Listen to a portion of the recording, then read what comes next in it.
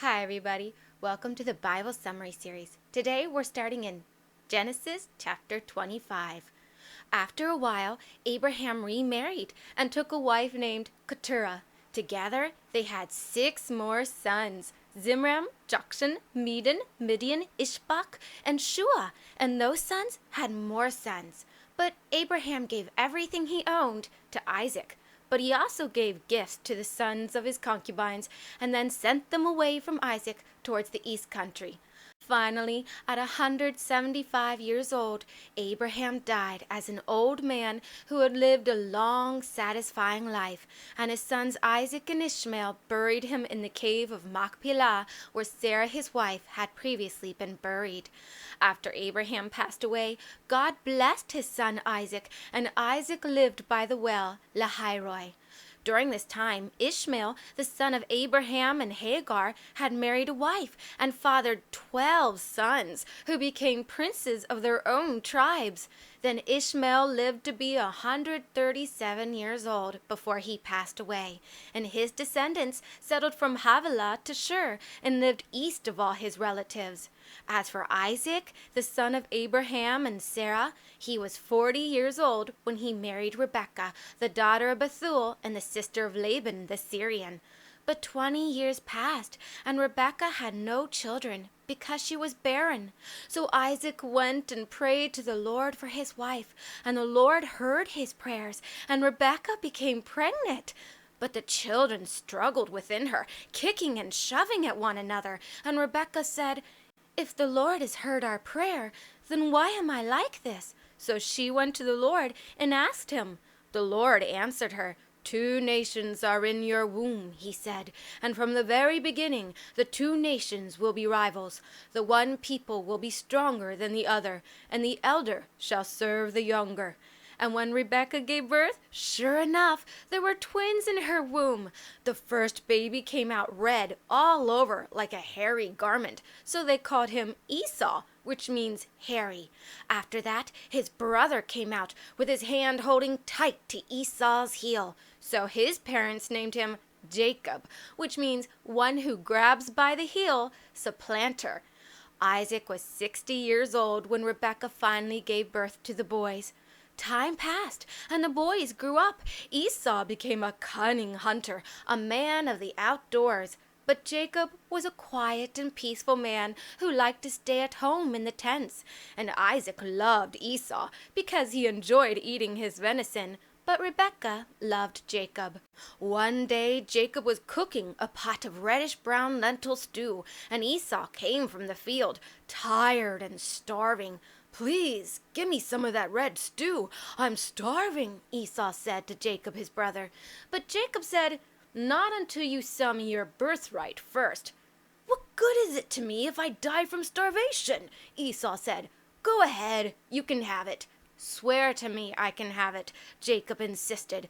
So Esau swore an oath and sold his birthright to Jacob.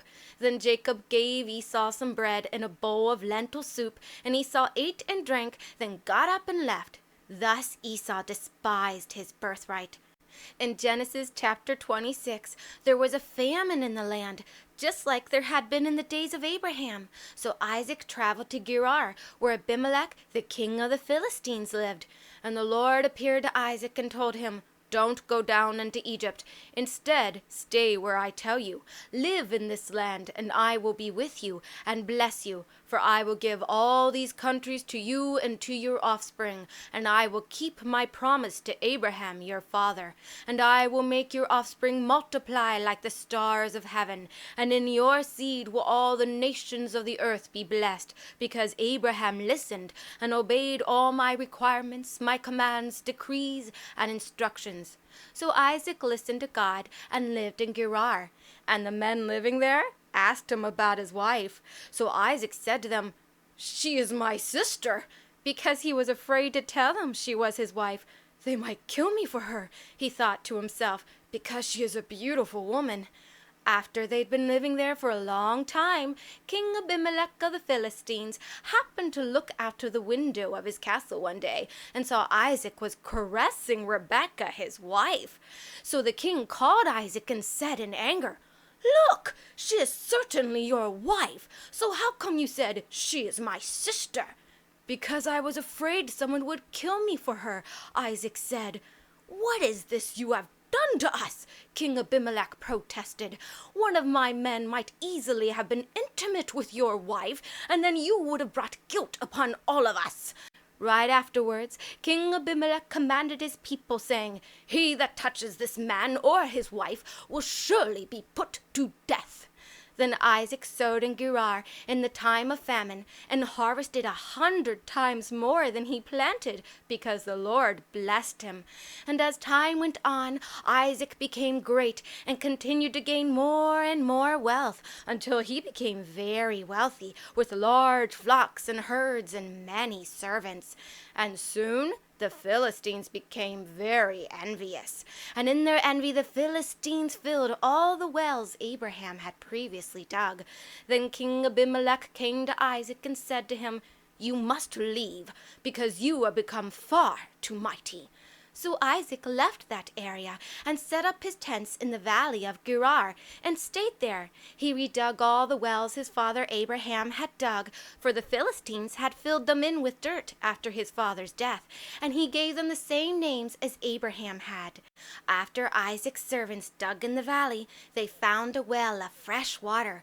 But the herdsmen of Gerar fought with Isaac's herdsmen and said, "The water is ours." So Isaac called the name of the well Esek, which means argument.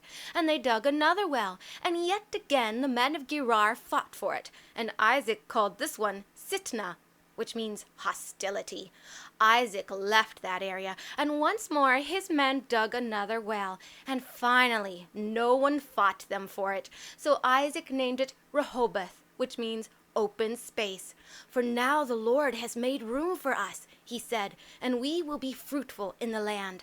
Then Isaac moved to Beersheba, and that same night the Lord appeared to him and said, "I am the God of Abraham your father. Fear not, for I am with you, and I will bless you and multiply your seed for my servant Abraham's sake." After hearing God's voice, Isaac pitched his tent at Beersheba, built an altar, and called upon the name of the Lord. And Isaac's servants dug yet another well.